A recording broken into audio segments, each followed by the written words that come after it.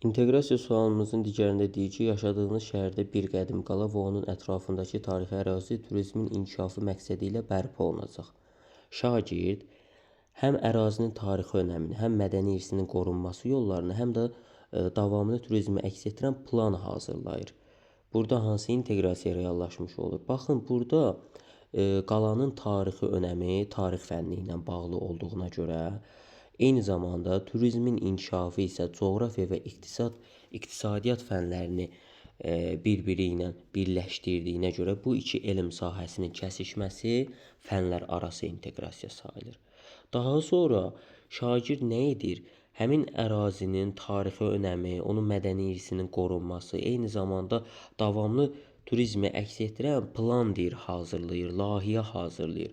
Bu da real həyatla əlaqələndirmə deməkdir. Ona görə də bu həm də fənnüstü inteqrasiya sayılır.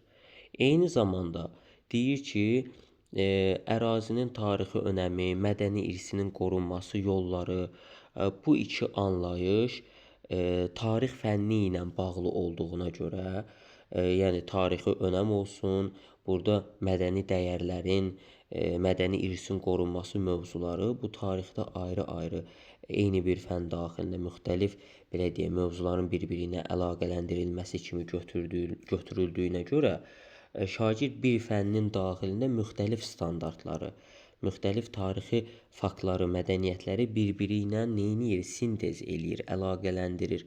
Ona görə də bu eyni zamanda fəndaxili inteqrasiya sayılır. Ona görə də bizim situasiyamızın doğru cavabı fənlər arası, fəndaxili və fənnüstü inteqrasiya sayıldığına görə doğru cavabımız C variantıdır.